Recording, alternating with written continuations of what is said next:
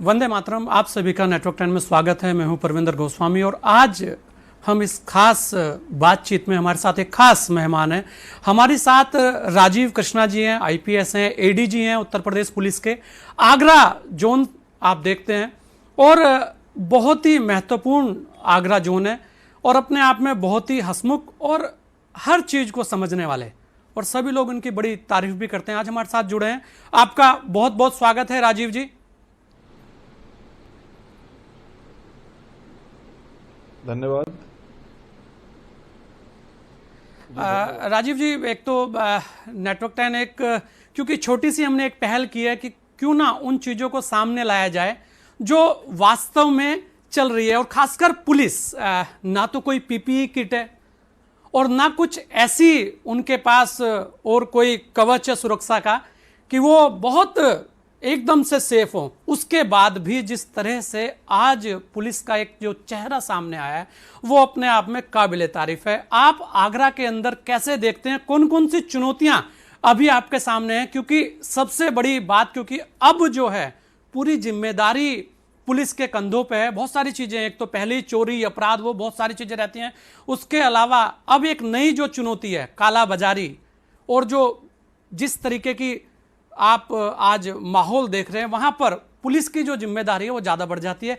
क्या लगता है आपको कि क्या क्या चुनौतियां आपके सामने हैं और कैसे उनसे निपटा जा सकता है?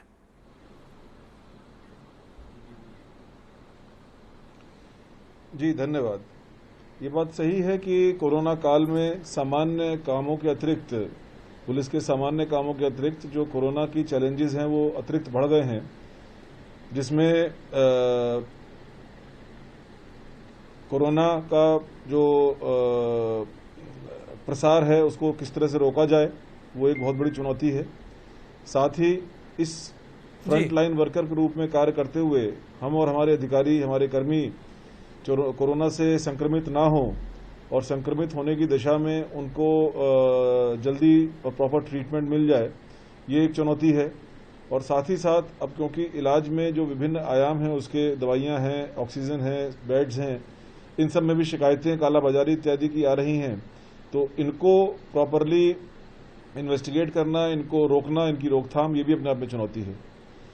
तो सबसे पहले मैं आपको बताना चाहूंगा कि जो कोरोना के रोकथाम के लिए, जगह आपको रोक रहा हूं, एक चुनौती और भी अभी लग रही है कि जिस तरीके से पुलिस के लोग दाह संस्कार के लिए सामने आए हैं, उसे लेकर आप क्या कहना चाहेंगे और वो क्या है पूरा का पूरा माजरा? जी, मैं सभी बातों पर सिलसिलेवार आपको बताऊंगा। सबसे पहले जो कोरोना के प्रसार को रोकने के लिए जो मूल मंत्र है वो सोशल डिस्टेंसिंग का, मास्क के एनफोर्समेंट का और कोविड के लॉकडाउन के प्रभावी इम्प्लीमेंटेशन का है। तो इन तीनों ही कार्यों को आगरा जोन में सभी जनपदों की पुलिस बहुत ही प्रभावी ढंग से इसको कर रही है। और यही कारण है कि पिछले 20-22 दिनों में पीक के बाद आगरा जोन में सभी जनपदों में काफ़ी हद तक कोरोना का प्रसार रोका गया है। संख्याएं जो पीक वाली संख्या थी उससे ऑलमोस्ट 50-60% के लेवल पे पहुंच गई हैं, और आगे भी ये संक्रमण ना फैले इसके लिए हम और हमारे अधिकारी पूरी तरह से कटिबद्ध हैं और जिला प्रशासन के साथ शासन के गाइडेंस में इसको पूरी तरीके से इसको इम्प्लीमेंट करा रहे हैं। दूसरी चीज जो है वो फ्रंट लाइन वर्कर होने के नाते जो हमारे कर्मी भी हमारे कर्मी भी इस चीज से काफी ज्यादा संक्रमित होने का उनको भय रहता है। इसी को देखते हुए शुरुआत से ही पुलिस कर्मियों को vaccine as a front line workers, as a corona warriors शुरुआत में लगाई गई थी। तो आगरा जोन में करीब 24,000 पुलिसकर्मी हैं, इन दी गई है। और यही कारण है कि फ्रंटलाइन वर्कर के होते हुए भी और लगातार संक्रमित और असंक्रमित लोगों के संपर्क में आते हुए भी जो संख्या है पुलिसकर्मियों की जिनको कोरोना हुआ है वो बहुत ही माइन्यूट है। आज की सवेरे की अगर हम बात करें तो आज की संख्या पूरे जोन में 161 लोग ऐसे हैं जो अभी कोरोना एक्टिव केसेस हैं, और वो सब भी, उनमें से कोई भी क्रिटिकल कंडीशन में नहीं है। मुझे ये बताते हुए आपको बहुत खुशी भी हो रही है कि सभी 8 जनपदों में पुलिस लाइन में एक L1 लेवल के हॉस्पिटल बनाए गए हैं, जहां पर किसी भी प्रकार के समस्या होने पर पुलिसकर्मी के या उनके परिवार के उनको तत्काल वहां पर एडमिट कराया जाता है। वहां पर मेडिकल की सुविधाएं हैं, वहां पर ऑक्सीजन की सुविधा है, और यही कारण है कि उनमें काम करने का एक कॉन्फिडेंस भी है, क्योंकि उनको मालूम है कि किसी भी प्रकार की कोई संक्रमण होने की दिशा में पूरा विभाग उनके साथ खड़ा हुआ है। तो ये भी एक चुनौती है। नहीं, ये तो बिल्कुल एकदम राजीव जी, ये आपका ये जी आपको माफ कीजिएगा रोक रहा हूं, ये तो आपका बड़प्पन है। और सभी जिस तरीके से हमने वहां सर्वे किया तो लगभग सभी पुलिसकर्मी आप पर बड़ा विश्वास करते हैं और बहुत अच्छा आपको मानते हैं, और इसीलिए शायद जो विश्वास है वो उन्हें वहां खड़े किए हुए है। एक बात यहां पे और मैं आपसे जाननी चाह रहा था कि क्या पुलिसकर्मी, अगर किसी भी पुलिसकर्मी का परिवार से कोई सदस्य या कोई और इस कोरोना जैसी स्थिति में अगर शहीद होता है कोई पुलिसकर्मी, तो उसके लिए क्या व्यवस्थाएं आपके द्वारा की जा रही है? थोड़ा सा इस पे भी आप प्रकाश डाल दीजिए जी।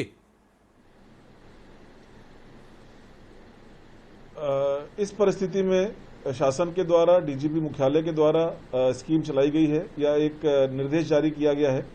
कोई भी पुलिसकर्मी कोरोना के दौरान, कोरोना की वजह से अगर उसकी डेथ होती है तो तत्काल 50 लाख रुपए का मुआवजा उसको दिया जाएगा।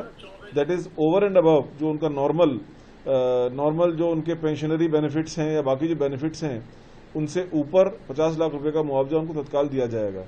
तो इस प्रकार के केसेस को तत्काल हम लोग प्रोसेस करके डीजी मुख्यालय में भेजते हैं और वहां पर उनको तत्काल वो मुआवजा दिया जाता है। जी, और एक राजीव जी, एक बात और कि आप बता रहे थे कि आपने पुलिस लाइन में आइसोलेशन वार्ड बनाए हैं, तो वहां पर क्या ऑक्सीजन और सभी चीजों की व्यवस्था दुरुस्त है वहां पर? वैसे तो क्योंकि पूरे आगरा के अंदर अगर हम देखें ऑक्सीजन की क्या स्थिति है, और वहां पर आपने क्या स्थितियां की है, क्या व्यवस्थाएं आपने जो आइसोलेशन वार्ड बनाए हैं उसमें क्या की गई है? जी, पूरे आगरा की अगर बात की जाए तो इस समय यहाँ पर भी ऑक्सीजन की पोजीशन बहुत ही नॉर्मल है। कहीं से भी किसी भी प्रकार के ऑक्सीजन की कमी का कोई केस या मामला नहीं आया है। जिला प्रशासन ने एक पर्याप्त प्लानिंग के साथ जो ऑक्सीजन का जो इनटेक है, जो बाहर से ऑक्सीजन आनी है, उसकी पूरी प्लानिंग की है और सभी हॉस्पिटल्स में और प्लांट्स में ऑक्सीजन पर्याप्त मात्रा में उपलब्ध है। जहां तक पुलिस के हॉस्पिटल की बात है, वहां पर भी हमारे 16 बेड जो हैं वो ऑक्सीजन सुविधा के साथ मौजूद हैं। आइसोलेशन वार्ड में अलग से हमारे करीब 25 बेड्स हैं और ऑक्सीजन युक्त करीब 16 बेड हमारे वहां पर सुविधा के साथ मौजूद हैं। जी राजीव जी, और भी कोई व्यवस्थाएं पुलिस के द्वारा की जा रही हैं? और क्योंकि अलग हटके एक अब जो चेहरा पुलिस का सामने आया है वो वास्तव में उसकी सब और तारीफ हो रही है, तो क्या आगरा पुलिस भी कुछ खास कर रही है? ये तो आपने आइसोलेशन वार्ड बनाई है, बहुत अच्छी एक पहल की, बहुत सारी चीजें, लेकिन कुछ अलग हटके और क्या चीजें पुलिस वहां कर रही है आपके नेतृत्व में? जी, 3 चीज मैं कहना चाहूंगा। एक तो यहाँ के पूरे जोन के सभी 161 थानों में जो स्टीम इनहेलेशन की व्यवस्था की गई है और सभी पुलिस लाइन में, तो ये जो मेडिकल ओपिनियन है वो प्रतिदिन अगर हम स्टीम इनहेलेशन करेंगे तो इनिशियल स्टेज पर किसी भी संक्रमित, अगर मामूली रूप से संक्रमित हुए हैं किसी के टच में आने पर, तो उसको उसी दिन समाप्त किया जा सकता है।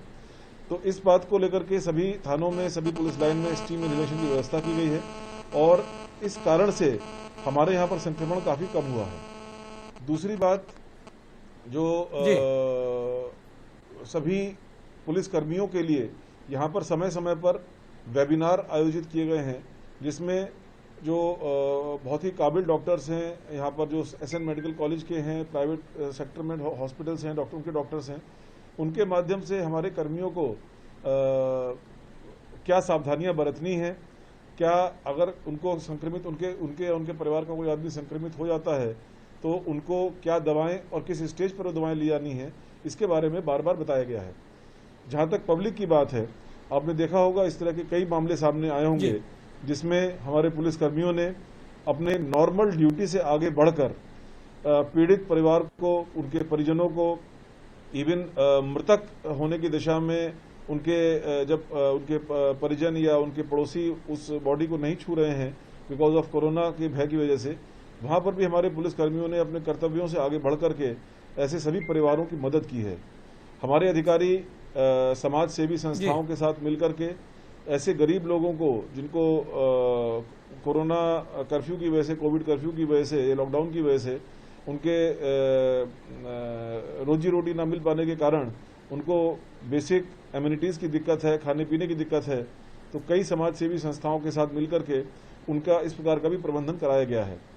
तो कुल मिलाकर के एक मानवीय दृष्टि सामने रखते हुए अपने पुलिस कर्मियों के लिए भी और नागरिकों के लिए भी कोरोना में जो जो सहायता उपलब्ध की जा सकती है वो सहायता उपलब्ध कराई गई है।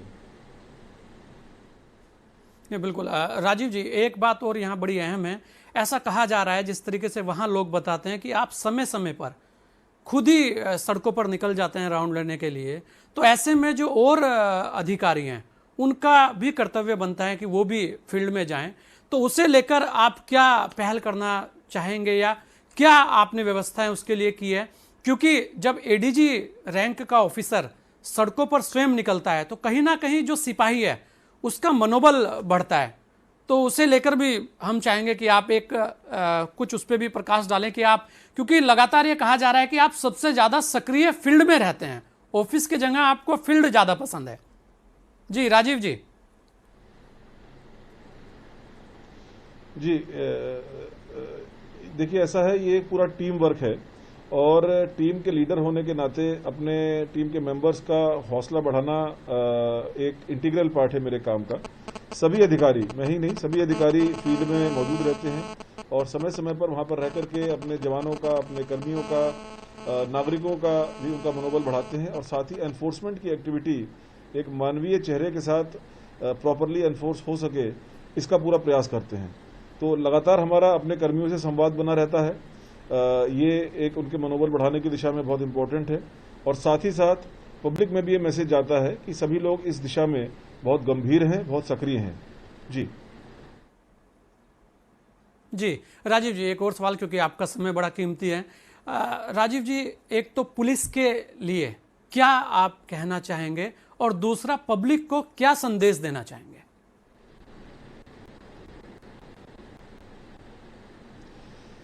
जहां तक पब्लिक की बात है, इस बारे में लगातार आपके माध्यम से, आपके डिफरेंट चैनल के माध्यम से, मीडिया के माध्यम से, शासन से और डॉक्टर्स से बार बार यही दो ही चीज कही जा रही हैं कि कोरोना से बचाव ही उसका एकमात्र समाधान है और इसके बचाव के लिए सोशल डिस्टेंसिंग और मास्क लगाना ये अत्यंत आवश्यक है। तो मैं पुनः आपके माध्यम से बात कहना चाहूँगा कि ये सोशल डिस्टेंसिंग को मेंटेन रखें, मास्क को लगाए रखें और सबसे बड़ी बात यह है कि इन सब के बावजूद भी अगर किसी को फर्स्ट सिम्टम्स आते हैं तो तत्काल अपना टेस्ट कराते हुए उसकी दवाई लेना शुरू करें। मैं समझता हूं कि इन तीन चीज़ों के साथ में मोर्टेलिटी रेट बहुत ही कम होगा और साथ ही लोगों में भी एक मनोबल भी बढ़ेगा और उनका कॉन्फिडेंस भी आएगा। जहां तक पुलिस कर्मियों की बात है, मैं आपके माध्यम से ये कहना चाहूँगा कि ये एक